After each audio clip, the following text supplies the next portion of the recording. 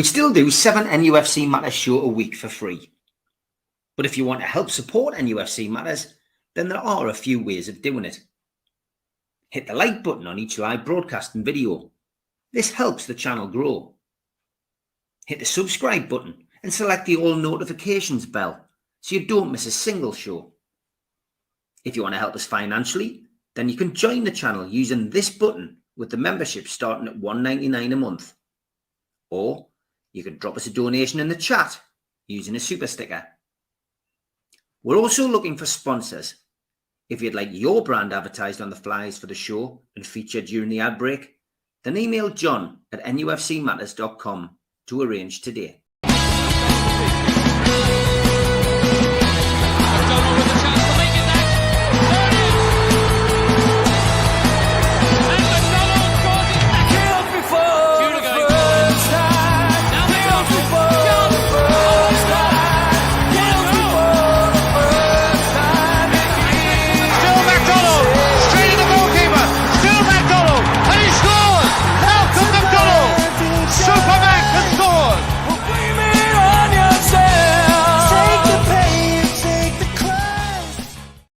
Good morning, welcome along to NUFC Matters. It is Ask Gibbo in the absence of the legend that is Super Mac. Get well soon, pal. And morning to Dave, who says, well, it's quite a simple message. He says, morning all, if you're having a bad day, remember, you could always be David Coote. Yes, not the greatest of times for David Coote at the moment. No, it gets worse by the day, doesn't it? It does, yeah.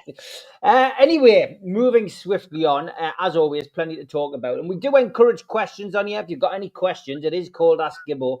Get the questions in. And normally I would start with looking back at the game at the weekend, but I'll jump straight into the questions to catch John off guard. Alan Little says, question for Gibbo. I watched a great documentary about the NASL in the 70s on Amazon. I didn't realise how popular Ray Rocky Hudson was. What are John's memories of Rocky and the NASL? Oh, lots of memories of Rocky from when he was here. I knew his dad ever so well, who was tremendously enthusiastic. Poor old Rocky was the guy that at Newcastle, he was an extrovert player. I mean, he always had all the skills in the world. Don't expect any defensive work, but watch him on the ball, up his trouser leg, flip it off both shoulders onto his head, everything going from him. And he was going to be the next young superstar. And I always remember he got dreadfully sucked into a situation whereby Newcastle were changing managers, which they did quite a bit in the old days. I think it was around the Dickie Dennis time. And the players wanted to put a bet on who the new Newcastle manager was because they knew just the day before it was going to happen. And of course, you're not supposed to do that.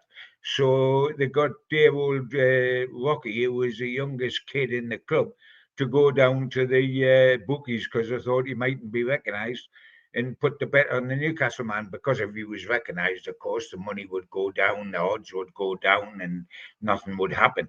So he went down and put on the bet, and unfortunately, as he was coming out, somebody recognised him and he was absolutely in the clots. But he went over to America, as a lot of our lads did in those days. People like Mike Mahoney went over and played in America.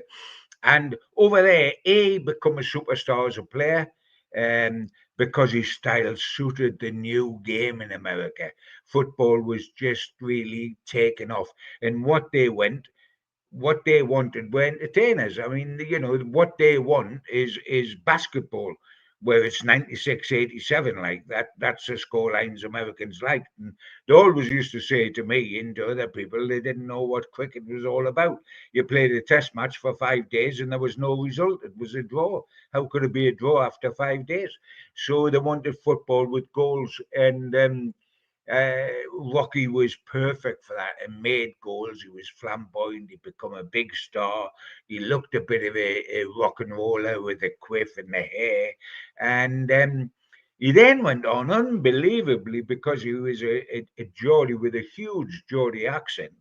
And fans took to the Geordie accent over there. I remember that actually did in America when I went over for the World Cups. I was in a bar in one place, and the barmaid said to me one night, "Will you just talk to me?" And I thought, peculiar request. I said, what for? She said, I just love your accent. And we talked all night just because you wanted to hear a Geordie. And they loved his accent, and he had a turn of phrase. He just talked like a fan would talk over here. And he would have a basic, down-to-earth turn of phrase that they'd never heard about. And he became a superstar all over again on the circuit, commentating on football. So he was massive, massive, massive in the States. Always loved him to death. Every time he came over, he'd give us a bell and would go out for a bite to eat. Loved him to death. Could have been a big star in this country. Had a fleeting chance to come back to Newcastle, but he was a big star in America, and it opened up a whole new career to him with the mic. And he was the Gary Lineker of the States, and good on him. Good kid, good player, real entertainer. Great stuff. Tom Dixon, good morning. He says, question for John. With our good run of form, do you think we are on course for European football next season? It's only a couple of weeks ago when it was all doom and gloom. We've beaten Chelsea and gone into the quarterfinals of the Carabao Cup. We've beaten Arsenal at home in a comprehensive performance. And then we've been away to Forest and won 3-1 on the road, dispelling the myth that we can't win on the road. So suddenly, Newcastle are within a point of Champions League spots, and everyone's feeling a bit more chipper. Yeah, they are, and I can understand why. And as I've said many times on this show, us Geordies live on a pogo stick, don't we? Why they're up or down, and there's no in between. We're either marching on Europe or we're doomed, as they used to say. But yeah, of course we are. I mean, I think the table must be upside down. The last time I looked at it, we were eighth. I think beneath us was people like Manchester United and Spurs and whoever. And then above us is Fulham and Nottingham Forest and etc. So I think the table is actually upside down, But yeah, of course we're in with a chance of Europe. I'm not necessarily talking about the Champions League. Anything's possible at this stage. It's really so early in the season, and there's so many points to play for. And so far, all teams are sprinters on a marathon. They've just come out the blocks, and a marathon's a long, long time. Then we can catch up.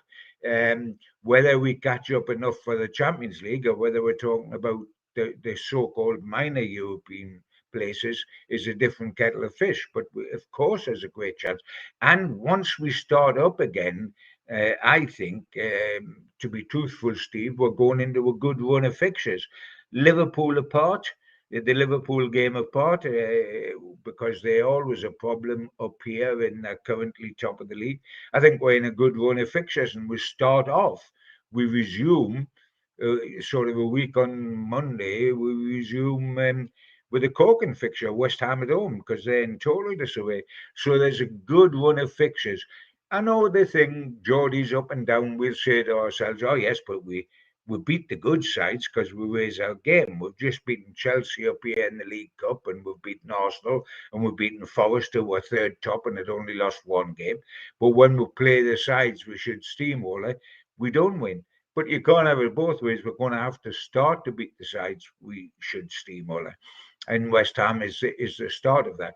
There's a lot of points that can be collected between now and Christmas, and it's up to Newcastle to collect them. If they do so, we are back very much in it. Yep, get your questions in for John. Lots of people in the chat already, so please get your questions in. If you want to ask us something, get it in the chat. John says, Barry, I sat and watched the 1974 Cup final yesterday. I never wanted to watch us get beat. For the first 30 minutes, we held our own. What would you say was the turning point in that particular game?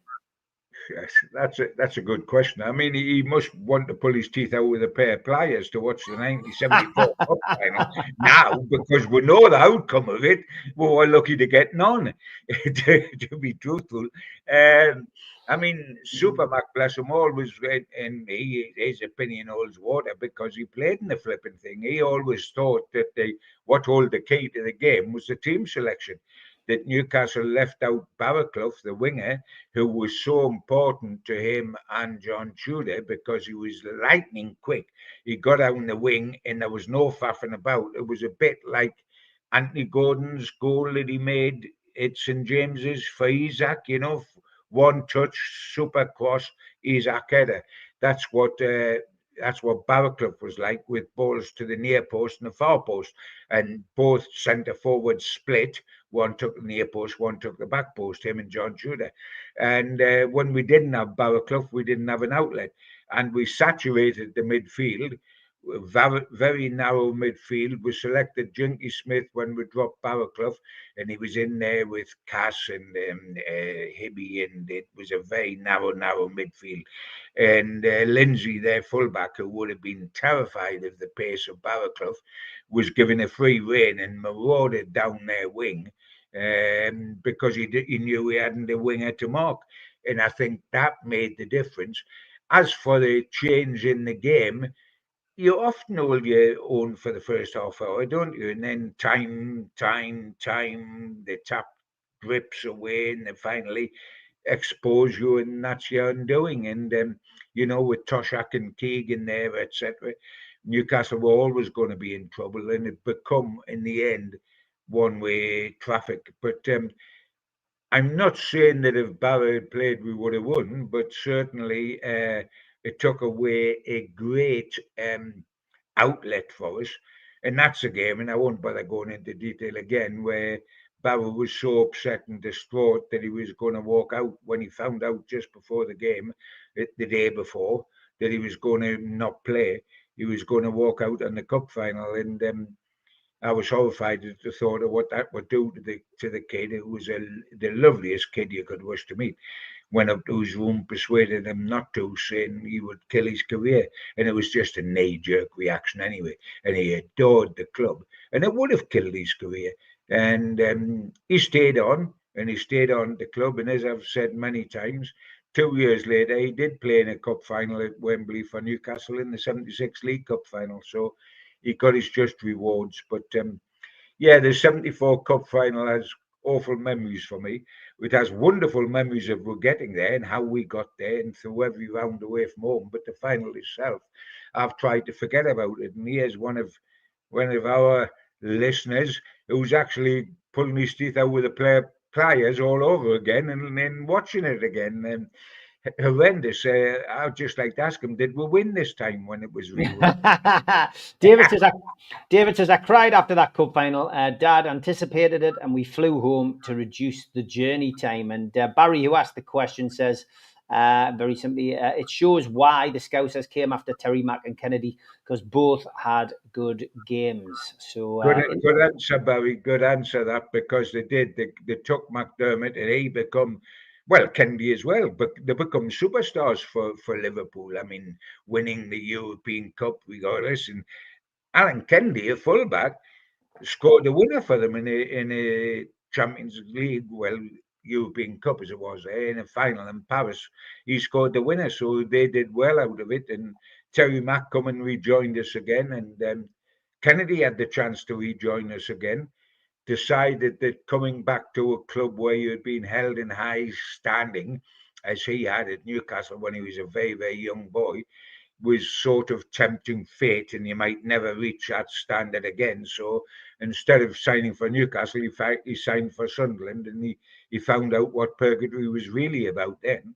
Yeah, if you go back into our playlists on the YouTube channel, you'll find the Road to Wembley 1974 and the Road to Wembley 1976, which is great listening. Super Matt and Gibbo both talking about the respective games leading up to the final, and of course the final, which we lost both, of course. Alan says, John and Steve, the 1974 FA Cup final is still the most one-sided cup final I've ever seen. It still gives me nightmares to this day. I was 10 at the time, and we'd never been beaten at Wembley before that game. So yeah, I get the point, mate. It's not one to watch back. That was the famous thing. That was the famous thing, Steve, that Joe Harvey said in the dressing room before the game. His team talks were always short and sweet, because the tactical side of it was handled by either Berkey or Dave Smith, whoever was the coach at the time. But Joe come in and he said to the boys, he said, "Hey, listen, you lot," he said, "I've never lost at Wembley in my life. Don't you change that today." Slammed the door and went out, and of course they did change that today. we were lucky, as I said, to get on. It was terrible. Funnily enough, the League Cup final 2 years later, when we equalised through Alan Gowling to make it 1-1, I thought that we were going to go on and win that game. We played okay in that game. I thought we were going to go on and win it. And then that little Geordie so-and-so, Dennis Stewart, decided to show off and did his overhead bicycle kick, and we lost 2-1. Yvonne says 1974 Cup final was my 21st birthday and I cried. David says Kennedy paired with Natras, wonderful parent. John, how do our current fullbacks compare? I think that's a super question, David. It really is a super question, because Kennedy and Natras were two terrific players. Natras is one of the calmest and coolest and most cultured footballers I've seen. Good enough to play in several positions. He could play fullback, he could play centre half, he could play attacking midfield, defensive midfield. Kennedy was so quick it was untrue. He could catch pigeons, and in those days there was less quick players than there are these days, and that made him the star he become at Liverpool. We also had Craig and Clark, who were our two fullbacks when we won the Fairs Cup. And they both played over 400 games apiece for Newcastle and won things with Newcastle, like the Fairs. They won the second division championship to take us up in the top division. Then they won the European Fairs Cup. They won the Anglo-Italian Cup. Cloughie played in the two cup finals mid-70s. Craigie didn't because of injury, but they were standout. And I think, because their birth certificates are on their side, I think Livramento and Hall are young enough and also good enough that if they stay at Newcastle, they can become our standout full-back pairing in the whole history of the club. And that's saying something when you think of what we had with Craig and Clark, and what we had backing that up with people like Irving Natras and Alan Kennedy just from the 70s time. But the young boys, they were, when we bought them, there was a lot of head scratching because we bought them for the future, when a lot of people thought, I'm talking about Livramento and Hall, we bought them for the future, when a lot of people thought we should be buying for today, not for tomorrow, because we needed to build the side, and we didn't. We spent the thick end of 100 million on two kids who last season weren't going to be automatic with us. But Livramento has been an absolute Rolls Royce. Hall is one of the most romantic stories in football I know.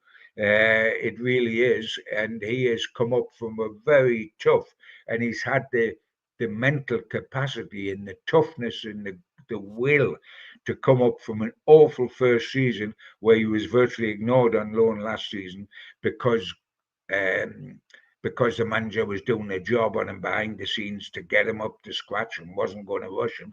But he had some fans scratching their head saying, what's going on?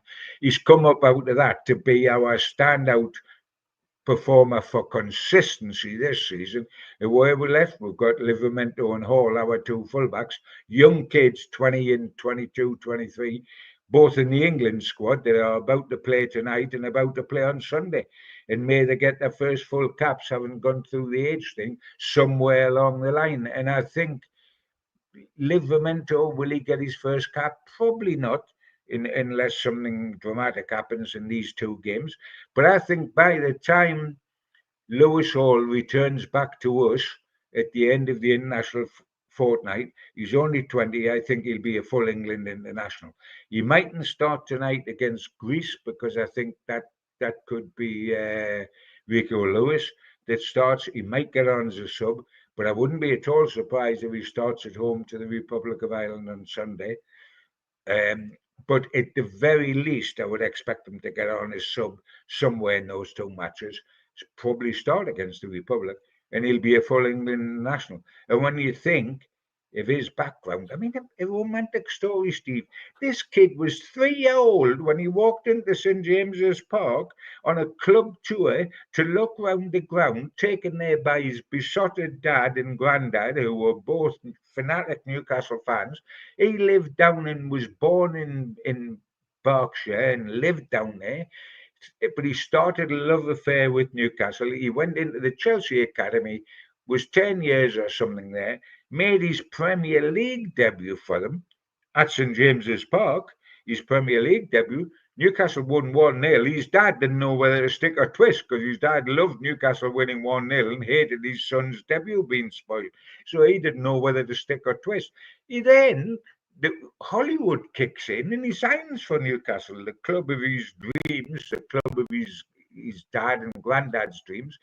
Signs for Newcastle, comes up here, gets buried for a season, and then emerges as the superstar this season. And I think it says an awful lot about Lewis and an awful lot about Eddie and his coaching staff for working so much with him to get him up to Newcastle United standards, fitness-wise and defensively, because he was wonderful going forward, but shocking defensively when he signed as a kid.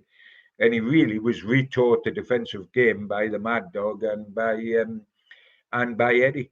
And what is he now? He looks absolutely quality and good for him, and I'm delighted for the pair of them. I'm delighted for Anthony Gordon as well, the third one in the England side. Of course I am, but that's regular now. But I'm delighted for the two kids. Tom Dixon says, not Newcastle related. Why isn't it Newcastle related, Tom? He says, who do you think will win the league in May, John? Why isn't it Newcastle related? I love you on that, Steve. That's you. You're the fella that set them pigs off, the pink pigs that fly past the window every now and again. The treble is still on, John. Yeah, well, yes, it is.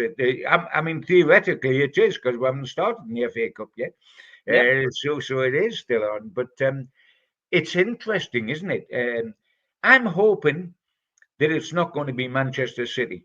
And before any Manchester City lovers jump down my throat, I think Pep's wonderful. I think the way they play is absolutely fascinating and top of the range. But I don't want the Premier League to become the Scottish Premier League. I don't want it where it's where Celtic win it every year, and it's getting like that where Man City win it every year. I think they've won it the last 5 or 6. The only time in between was Liverpool pipped them 1 year. I don't want that to happen.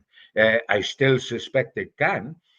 Arsenal have run into a few troubled waters with injuries, and they needn't start complaining about that because we are the masters of complaining about injuries the way we've been last season, so they can shut up on that score. But they've run into a little bit of trouble.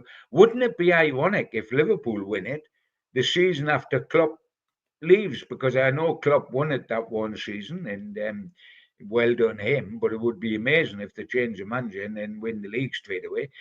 They've got to be favourites at the moment, and I think they have to be because there's a bit of staggering going on with Arsenal. There's a bit of staggering going on with Man City. Is it just the odds are catching up with Man City? You can't win it 10 years on the trot. It doesn't happen like that. Or is it perhaps age is catching up with one or two of the players? I've certainly said for a long time that I think age is catching up with Kyle Walker because he's all about pace and unbelievable pace, Olympic 100 meters pace. But all of a sudden, that is not getting him through games now, and he's not quite the player he was. Is that happening? Is Bernardo Silva happening? De Bruyne happening? Is age beginning to catch up with them? But I would like to think they won't win it again. Nothing personal whatsoever, because I think Pep is sensational. But I just want somebody else. I don't. If it's Arsenal, it's Arsenal. Not that I'm an Arteta fan. He's like a well-smacked horse. Is Mikel. But at this moment, you would think it would possibly be Liverpool, but it's too early. At this moment, Sunderland are top of the Championship, but that doesn't mean they'll be top of the Championship at the end of the season. No, certainly not. Lots of questions coming in. Keep them coming. We'll try to get through as many as possible. Good morning to Ian. He says, question for Gibbo. What's your thoughts on Gordon being allowed to go on international duty? He said, I'm mixed and I'm half gutted. He'll probably come back crocked. and half proud of him for not jumping ship. I mean, what's your thoughts on the international situation? Yeah, that's a very, very good question. If you have a Newcastle United hat on, I guess this one hasn't got black and white stripes, but it's a Newcastle United hat. Yeah, when he was injured and when he went off, and I think the substitution was already going to be made with Harvey Barnes, but when he got injured on top of it, I thought that's him out of the internationals. Then I thought, no, it's not, because it's Anthony Gordon. If it was anybody else, that would be him out of the internationals. But Anthony Gordon is so pro-England, as much as he is pro-Newcastle, and I must emphasise that, he's pro both. He wants to play for England. He knows England's in a transition. He knows Southgate's gone, who didn't give him, capped him initially, but then didn't give him his opportunities during the long Euros. And then Carsley came in, and he knows Tuchel's to come. But he wants to nail down that outside left position, which is why he wants to play outside left with Newcastle, because it's where he will play internationally. I knew he wouldn't give in if there was any chance at all of being fit. And yes, I can understand as a Newcastle fan that you would think, oh, do I want him to go away? Perhaps I don't. But I admire that. Playing for your country should mean something. And it's nothing new, players pay now. I remember the old days when players were encouraged in the 70s to pull out of international squads by their clubs because to safeguard the situation with the club. I always remember Big Win Davies, Steve, if you remember Big Win Davies, when we played down at wherever we were playing a away match just before the international call-up, and he was called up by Wales, and he was integral to Newcastle because the way we played was all around Win Davies, the big centre forward, who was devastating in the air. And Joe had persuaded him perhaps he didn't need to go to the Welsh match because it was only a friendly, it wasn't a competitive game, and only bad could come out of it as far as the club's concerned. So Joe said to him, it might be an idea if you pick up an injury during the game. So he came out after the game, and I saw him, and I said, "Big man, how you doing?" So and so and so and so. I said, after the Wales game, he says, "No," he says, "I'm injured." He said. I said, "Oh, crikey, what's happened?" sort of thing. And because he used to head the ball a lot, he says, "Oh, I've got a head injury," and there wasn't a mark on him. I mean, he should have said he had a groin or he had a hamstring or he had anything, but he said he's got a head injury, and his head was as clear as a bell, and he was totally articulate, and there was no gashes on his face or anything. But that was big win. Said the first thing coming to his head. But yeah, I think Anthony Gordon will play tonight. We've got to hope he doesn't aggravate anything, but we've got to accept that footballers want to play games, and isn't it a little bit refreshing that they do? I think it's rather refreshing that you've got Anthony Gordon's attitude, because of course he has the same attitude with Newcastle. Yeah. If he at all can play, he'll play on at Newcastle when others might take to the physio's room. So I've got to say good on him, but please don't do anything reckless. No, agreed. We are halfway through the show, and it is time for the ads. A big thanks to all our sponsors, Skips and Bins. You can find them at their website, skipsandbins.com. Say hello to low-cost waste disposal with pay-as-you-go and contract waste management. Thanks to Mr. Vicky's Sauces, handmade in Cumbria. Their website is mrvickies.co.uk. Email them info@mrvickies.co.uk or telephone 01768 210 102. Thanks to our fanzine sponsor, United Group Travel. Congratulations to them on their Travel and Tourism Award 2024. 2-crew driver and courier, local family company, 3-star plus quality hotels, no interchanges. All excursions included. Find them at their website www.unitedgrouptravel.com. Email beverly.ugtl@gmail.com. Telephone 01670 632 460 or mobile 0791 666 4174. Just £30 per person deposit. There are no strangers on our tours, just friends you haven't met yet. Thanks to Media Arts for all the help with the technical side of things. And don't forget, we are also available as a podcast on iTunes and Spotify and other podcast providers. If you get the time, please hit the subscribe button. It does do us a big favour. Hit the like button, which is the thumb under the video. That helps the channel grow. And click share to share to your other social medias. You can also hit the join button and become a member. Some dates for your diary. In aid of Newcastle Cat and Dog Shelter, the Long Sands play the Cloughie. That takes place on Saturday, January the 4th, 2025, with support from Lilac Lane and the Chris Norris Band. Tickets pre-sale are £15 from newcastlelegends.com or from the venue direct.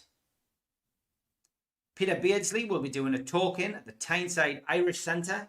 That takes place on the 10th of January. Tickets are £30. VIP tickets are £60 and you can get them from newcastlelegends.com. An evening with the entertainers takes place at the Tyne Theatre and Opera House in Newcastle on the 24th of January. Kevin Scott, Steve Watson, Steve Howie, John Beresford, Rule Fox, Peter Beardsley, Rob Lee, Keith Gillespie, Liam O'Brien, Darren Peacock, Paul Bracewell, Lee Clark and Killer Kill Klein are all going to be there with Gibbo, and you can get your tickets from the box office 0191 243 1171 or the website tynetheatreandoperahouse.uk. Lee Clark will be at the Gateshead Leisure Centre. That is on the 31st of January, and tickets available from the Leisure Centre 0191 250 5066. Les Ferdinand will be at the Newcastle O2 City Hall the 6th of April 2025. That is a 12 o'clock start until 4 p.m. in the afternoon. Tickets available from ticketmaster.co.uk. And Will Scott's book on the entertainers is out now. £18.99, over 380 pages and a lot of unseen photographs. You can buy that book now from newcastlelegends.com. And we do have some fanzines remaining. If you want to buy an NUFC Matters fanzine, issue 1 is still available, again from newcastlelegends.com. And please take your time to flip onto our other channel, The Word on Blake 7. Please hit the subscribe button and help that channel grow. Lots of comments about Anthony Gordon. Agree completely, Gibbo. It's great that Gordon's so committed to his professionalism. It's a hard one, though, with my club before country stance. And Gordon also knows his body so well. He's an intelligent lad. I don't think he'd risk himself for the sake of 1 or 2 games for England, says Les. Lots of people talking about how well he spoke as well in the press conference. Essentially the press conference, he was the man who sat alongside Lee Carsley.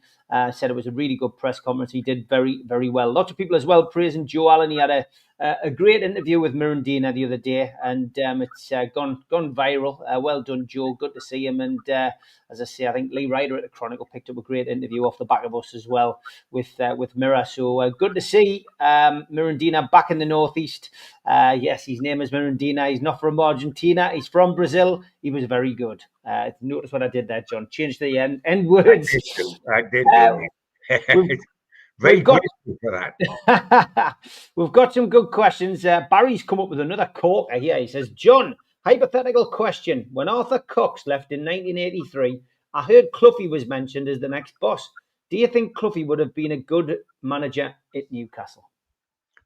Without question, I think he would have been a terrific manager at Newcastle. I was one of the people that actually approached him on behalf of the fans, if you like, along with Peter Ratcliffe and Malcolm Dix, 2 lads sadly no longer with us. I was doing a lot of talk-ins with Cloughie at the time, and we made an approach to Cloughie to find out, and the club were aware of it and were happy for us to do it, to find out if he was interested.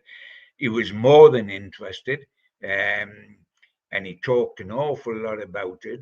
I think he then realised perhaps that working with some of the Newcastle board, he mightn't be given the freedom that he would demand. to be his own boss, and it never come to fruition. But the thought fascinated Cloughie.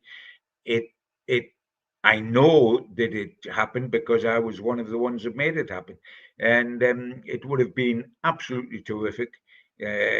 He was such a one-off. I got to know him exceptionally well over a long period of working with him, and of course, Frank Clark went and played for him, and Frank's a dear friend, and we've talked many times about him. Totally unorthodox and deliberately unorthodox, I think, half the time. I mean, he stopped the Forest coach on the way to Celtic outside of a pub in Glasgow and took all the players in for a half of Guinness before they played Celtic in a European match. Can you believe that? I mean, that is absolutely unbelievable. It was the typical sort of thing that Cloughie would do, the different sort of thing that kept everybody on their toes, and it worked a treat. And he was a sort of old-fashioned manager that, say, Joe Harvey was, and Kevin Keegan was, i.e., as a manager, he was absolutely outstanding at motivation. He was outstanding at having an eye for talent, but none of them were coaches. Joe Harvey couldn't coach, Brian Clough couldn't coach, Kevin Keegan couldn't coach.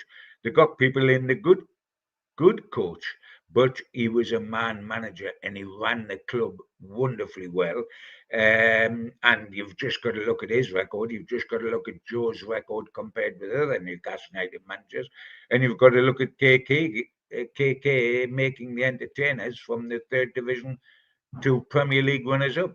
Great old-fashioned type managers, and Cloughie would have been sensational, but he scared the pants off authority. And a lot of directors were scared to take him on. And of course, he terrified the FA, which is why he never got the England job. Okay, great stuff, great questions. Not going to get through them all, unfortunately, but we will do our best. Alan Thompson says, John, don't worry about Man City. Liverpool have Man City, Newcastle and Everton next. That 10-point gap will soon close, and Steve's pound is looking good to me. That's about my treble. Lascelles, Wilson and Shaw, amongst others, are all out of contract at the end of the season. Who do you think will be sold, and who do you think will be handed another extension of contract, asks Yvonne. Yeah, that's a very good question. I think there's a lot of people that ought to be sold. I mean, Wilson's got to run out of contract, although he's adored by Eddie, who would probably give him an extra year. I can't see the board allowing that to happen, as they didn't with a couple of players in the past, like Richie and Dummy, who Eddie would have kept, but they said no, enough's enough. I think that's going to happen with Wilson. Whether we can sell him in January is debatable, because he's only got a few months left on his contract and then he's on a free. So what will a club pay? And would Newcastle let him go there? The board would probably let Eddie keep him, because we need cover. If he goes, we've got to buy another centre forward, which we should have done a long time ago. Otherwise, we wait for Sula, of course, who is not ready today. He's tomorrow's man. He's going down the same path, I hope, that Lewis Hall's gone down. Lewis Hall has done terrific, having come to Newcastle as a bairn and looked a rookie and got nowhere in his first year and baffled people. I mean, he was on the bench and never brought on. I think he had 3 starts where he was hauled off last season, where he was hauled off at half time, which is ultimate humiliation for a player. Because he wasn't right. He wasn't up to the Newcastle United fitness standards, and he wasn't right defensively. But it came right. If we remember Anthony Gordon in his first 6 months here, he was a January signing. He looked a very average player, and he got the hump on once when he was subbed by Eddie, and that's only because of his desire. It wasn't that he was rebellious. And look what he has become. And we've got to think that Asula will be, all those rough edges will be polished off by Eddie and by Mad Dog over the next 12 months, and he'll end up the same sort of player that Gordon and Hall's ended up. But going back to who will go, I mean, I know they'll try to sell Dubrovka in January, or at the end of the season. They've got 5 goalkeepers. it's topsy-turvy. It's nowhere near good enough, because while we've got 5, there's nobody beneath Pope that's given Pope a challenge. Now, I know that our Greek goalkeeper will tonight be playing against England yet again for Greece, and he can't get his third choice for us. He wants to stay desperately and wants to challenge Pope for the first team. Will he get that opportunity? I doubt it. He might well stay here as his third choice, but I doubt it. But I mean, Ruddy and Gillespie are just making up the numbers. They're not going to challenge anywhere near the Newcastle team. They're just sitting in. They've got pegs for the sake of having pegs, because you've got to have some depth. But believe it or not, when we've got 5 goalkeepers, we still fancy Trafford. And I wouldn't be at all surprised if we try to do a deal to bring Trafford to Newcastle. That would depend on Dubravka going. I think Shaw will probably get an extra year. And people like Lascelles, etc., etc. I think it all depends on who comes in, you know. It's all right saying, well, we'll sell so-and-so and so-and-so and so-and-so, but you've got to have somebody to want them. And that is what we're waiting to see. There's no contract. His contract isn't going to run out, but they'll sell Almiron, providing they can get some sort of money, and it will probably be from abroad. And the latest whispers, a River Plate in Argentina fancy him. They will not be able to pay big money for him in terms of transfer fee, but he would go because that was the club he loves, you know, as a kid, because his family's Argentinians on his dad's side, so he would go there. But there's certainly people we've got to get rid of. There's no question about that. And there's a lot of people that are still around from the old days, which is the days of Steve Bruce and Mike Ashley, which is quite incredible. And some of those guys have got to go. There's got to be a brush taken into the dressing room, and the corners of the dressing room have got to be swept out, because the game moves on and we've got to move on. And there is a lot of contracts up, and there's a lot of decisions to be made. And a few of them get made, like, you know, Longstaff getting an extra year, etc., and so should. But we've got to get some out the door, Steve. Yeah, certainly have. Got time for a couple of more questions. Alan says, John, will you tell Steve, is he still nominating Chris Woods for the Ballon d'Or this year, as he was like the invisible man on Sunday? Yeah, Chris Woods was marked out the game at the weekend, Alan. We know that. But you can't knock the guy. He's gone down there, and he's managed to continue his career, John. He's got 8 goals. He's behind Erling Haaland. And he was just some considerable paces behind Erling Haaland. But did you say that he was going to get the Ballon d'Or? He was going to get a balloon. I'm not sure what he actually said. You know, I think he'd qualify for a balloon. He's having a wonderful season. Bless him. I wish him no harm. He's a lovely, lovely lad, and I hope he continues to score goals for Forest. But he reminded me on Sunday why I'm glad he left Newcastle. I mean, I thought at one stage the game was in slow motion when I saw him and Dan Burn challenge for a ball. I thought, I've just slowed this film down, but there we are. It was great, and it was great that we snuffed him out, because he got the hat trick up here, which was as cruel as it was possible to be, after the way we gave him employment for 2 seasons, in which he scored us all of 4 Premier League goals in that 2 seasons. So I thought it was a cruel way of thanking us for that. But, when you take out, he feeds off people. He's a type of old-fashioned centre-forward, number 9, who, without great pace, who feeds off wide players, and he needs that. And he had 2 terrific, he's got 2 terrific wide players at Forest, and Elanga and Hudson-Odoi. But miraculously and well done, our 2 England fullbacks, Livramento and Hall, put them 2 in the pockets, just as they put Saka and Martinelli in their pockets when we played Arsenal. And once you snuff out wingers who create so much for their clubs, as the wingers do with Arsenal and as the wingers do with Forest, then that team is half the team it was. And Forest, without the flyers on the wing running riot, where I fancied it. We both said that Newcastle would win down there. I fancied they were they were shooting above their strength. But and when you look carefully at the fixture list before they played Newcastle, outside of Liverpool, and unbelievably they won at Anfield, but outside of Liverpool, they hadn't played quality sides, and I thought they're doing terrific, and that's smashing. But I thought they were overachieving, and that they were due a blip, and they got the blip against us, and we were on the rise, having beaten Chelsea and Arsenal. So we got them at a good time, and they got us at a bad time. Okay, question for Gibbo from Les. If I wanted to research the origins of sponsorship in Premier League clubs, what search engine approach would you recommend? Good gracious me! There's a one. What's he after? I wonder. Is he going to try to get Well, Les is a she, but oh right. What? I think she just wants. I think she just wants to know what the where these sponsorship. Who sponsors who? I guess.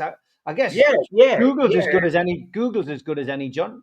Yes, it is. I think going into Google and just entering that club sponsorship deals, major sponsorship, because of course you got minors on the shirts and various things, but club sponsorship deals, Premier League club sponsorship deals, and it'll all come up who is the current sponsor, etc., etc. It's an interesting one, Les, and keep us posted, Les. Yes, let us know what comes out of it, because it's been a big deal with Newcastle in recent times, isn't it? Because we undersold our sponsorship deals under Ashley, and now and consequently suffered badly with fair play rules, and we're now trying to get onto a much better footing under the new owners. So it is interesting. Yeah, let's know what you find out, because it's a good one. That I was intrigued by the question. Well done. Yvonne says, John, Miggy's come in for some criticism this season for his right-wing performances, but didn't we initially sign him as a midfielder? Well, that's a good question. When he was at Atlanta in America, he played there as well as on the wing. I don't think, honestly, having seen a lot of him, I think if he was going to have a career in the English game, in the English Premier League, and after all, he has had a career in the English Premier League, he was going to have it on the wing because he's got flying pace, etc., etc. I don't think he had enough foot skills to be able to play in midfield. He was never going to be an enforcer in midfield, quite obviously, although he does his defensive work. He's too slight to be an enforcer, and therefore he was going to be a creator. And I don't think he's got the foot skills to open up defences and play midfield. So he's going to be a flying winger, and that's what he has been for us. And I think I said right at the start, and remember that he was here before the takeover, and he was such an essential part of the side when we had Bruce here and we had Ashley here, because he was an outlet for us. He's a very willing worker. He puts in his shift, but it's all been building blocks for Newcastle. Newcastle started from where they did, very low down, having been a relegation fighting side season after season after season, and then you got players in and you built up towards the ultimate. In the entertainers, when Keegan first come, we got people like Killer Kilcline who were absolutely important to the club, and then outlived their time, and we got better centre halves, and then we got better centre halves again. And this applies to Miggy. He did the job for us when we needed that job done. He's run his course. We should be very grateful, and we should move him on and let him move on. And I know why he's reluctant to leave, because he's had a wonderful time here, and everybody fell in love with his smile, but it's turning into a grimace now, not a smile, because life's that much tougher. So I would like to thank him very much, and put him in a taxi somewhere, I think. Thanks, Gibbo. Appreciate the answer. I'm just intrigued, given the belief that Middle Eastern money is dirty money. But yes, I will let you know what I find out. Thank you very much, Les. Good stuff. RB is going completely left side with this one. Who is John's favourite Auf Wiedersehen pet character? And what is John's favourite moment in the programme? Now, there's a great one, because I've loved the programme to death, because Ian Lafreniere, the guy that wrote it with Dick Clement, has been a very personal friend of mine for donkeys years. And through him, I got to know the people in the cast quite well, especially the Geordie people in the cast who become friends of mine, Jimmy Nail and Tim Healy and Waitley. And I always thought they were terrific. I mean, without a shadow of a doubt, the guy that above all captured the imagination of the whole country, because all the stars in it, were unknown when they were cast as Auf Wiedersehen. They became stars on the back of that, and they went on to do massive things since, like Timothy Spall and Waitley with Lewis and etc., and of course Jimmy Nail. But Oz was the one that captured the whole essence of what the show was about. And he mightn't have done Geordie's any good because he looked like the thick so-and-so that whether we say Geordie's or not. But he was a wonderful character and it was well played. And I remember talking to Ian about it. And when they had the auditions for the parts, for the casting of Wiedersehen Pet, he was sitting with Dick Clement and various people and the directors inside a room, and there was suddenly a rap on the door, and the door opened, and Jimmy Nail stuck his head round the door and said, "Hey, you lot," he said, is this the place like for them auditions for that Wizard of Oz?" He says, and Ian just turned to Dick and said, "Pray that he can act, because if he can act, he is Oz." And he become Oz. And I mean, when he was up here before the Oz thing, I mean, what he was a punk singer in a punk band that was unsuccessful, apart from locally. And of course, he went on from there and become a singer, a top hits with a terrific voice, and produced an LP, as we called it in the old days, of songs that were all Geordie based about the Great River, etc. Wonderful. And to this day, I still bump into and have a chat with Jimmy. We get my haircut at the same place in Gosforth. So he has stayed a friend. But I think all the typical scenes that Oz was in with Auf Wiedersehen Pet make me laugh. And now, like the guy earlier in this show that watched the 74 Cup final, and I could never understand that. Just yesterday, I watched all the repeats of Auf Wiedersehen Pet, because I think it was a terrific program of both comedy and drama all wrapped into this 1 hour. Terrific. Great stuff. I was a big fan of Pat Roach, says Gary, who went on to appear in Indiana Jones and another of other films. And David says Timothy Spall has been in so many great films over the years. Crocodile Shoes was one of Yvonne's favourites as well. Some good stuff. Good question, RB. Thank you very much for that. What does Gibbo think about Harry Kane's statement on players putting club before country? 9 players, I think it is, withdrew from the England squad. Yes, we've already touched on it slightly with regards to Anthony Gordon, but Harry Kane says he puts country before club. Well, I don't like that statement either. I think they both can go in tandem and ought to go in tandem. I mean, if you hear he puts country before club, and before he left our country to go to Bayern Munich, and you were a Spurs fan, you would be saying, "Thanks very much, mate," wouldn't you? I don't want to hear that either. I think England players are taking a land at the moment, and it could be excused as human nature, but because this tournament has a lame duck in charge, in as much as Carsley is not going to stay in charge, he is out after these 2 games, and Thomas Tuchel is in. A lot of players are thinking to themselves, I mean, I'm not disputing they've got knocks.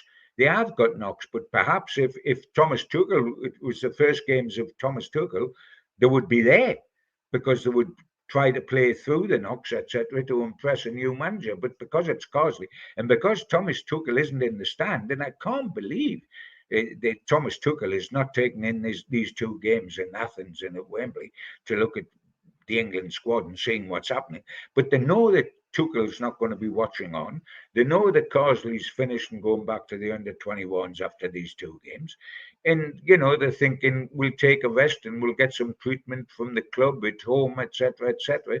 And that's what they're doing. And I think it's sad, and I can understand where Harry Kane's coming from, because he's captain of England.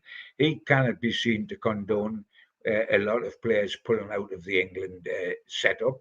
And there are players like Gordon that won't do that, and good on them. But I don't like a statement either, because my heart is Newcastle United first and England second. And I've covered both of them for donkey's years. I did all England World Cups. But my heart is unquestionably Newcastle United, and then England comes second. No danger about that. But I think that from a footballer's point of view, they should put both level. I don't think it, while it's obvious that some players are pulling out of England because it makes life easy, I don't think that England should come before your club either, because your club is where you make your living. The club is where you get paid all your money. The club is where all your fans are. And that should be on an equal standing with England. And I would object very much if that wasn't the case for the Newcastle United player. No problem, Alan. He says, thanks for putting me comments up. Just joking about Chris Woods. He is a damn good professional and doing good for Forest. He is. He's had a great season. Could be his swan song. But yeah, he deserves a thank you as well for what he did at Newcastle. The goals he scored, although they were minimal, were crucial, and he played his part in that relegation season and did help keep us up. It's all tongue in cheek when we talk about him on here, but yeah, even me, we had to sell him for PSR, and Eddie Howe, of course. No, we had to sell him. Never mind PSR. We had to sell him. Can you not just leave it at that? This is the kind of number 9 legend, Steve, and you've got to sell him. What's your England prediction for the night, says Tom? Well, that's a difficult one tonight, isn't it? Because they beat us at our place, and now we're going into their place. So it is a difficult one, and we don't know what team is going to be out because there's so many missing. And the interesting thing is our goalkeeper, our third choice goalkeeper, is a man that's going to be in goal again, trying to stop England winning.